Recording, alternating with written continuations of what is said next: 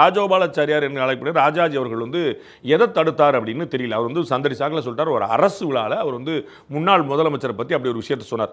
அவர் தெரிந்து கொள்ள வேண்டிய இன்னொரு டேட்டா என்ன இருக்குதுன்னு, அவர் 1954 தன்னுடைய பதவியை வந்து துறந்துட்டார். யார்? ராஜகோபாலாச்சாரியார்னு சொல்றாரு. ராஜாஜி அவர்கள் வந்து 1954 பதவியை துறந்தார்.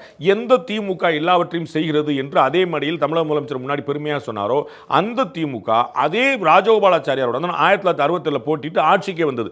1954 குலக்கல்வி திட்டத்தை கொண்டு வந்த ராஜகோபாலாச்சாரியர் அப்படித்தான் எல்லாரும் சொன்னாங்க. அவரிடம் ஏன் கூட்டணி வைக்கணும் அப்படிங்கிற கேட்கணும். அண்ணா அவர்கள் ஏன் கூட்டணி வச்சார்? கலைஞர் அவர்கள் ஏன் போட்டிட்டு அந்த தேர்தலில் வெற்றி பெற்றார்? ராஜாஜி அவருடைய ஓட்டு, அவர் ராஜகோபாலாச்சாரியோட ஓட்டு எங்களுக்கு தீட்டு அப்படின்னு சொல்லியிருந்திருக்கணும். ஆனால் என்ன நடந்துச்சு? 1954 இந்த குலக்கல்வி திட்டம் பிரச்சனையினால அவர் வந்து ராஜினாமா பண்ணார். 67 அவருடைய கூட்டணி வச்சு திமுக கூட்டணி வச்சு ஆட்சி அமைச்சது. அண்ணா வந்து முதலமைச்சர் ஆனார், கருணாநிதி அவர்கள் வென்றாருங்கிறத பார்த்துரும் நம்ம. ரைட்.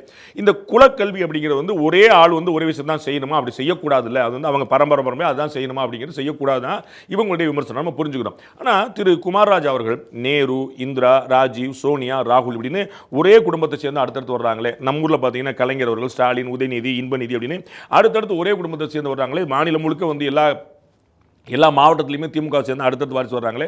இது சரியா? இது வந்து என்ன கல்வி மாதிரியான விஷயங்கள் அப்படிங்கிறத குமாரராஜாவுடைய விஷயம் பேசுவார் அப்படின்னு நம்ம பார்க்குறோம்.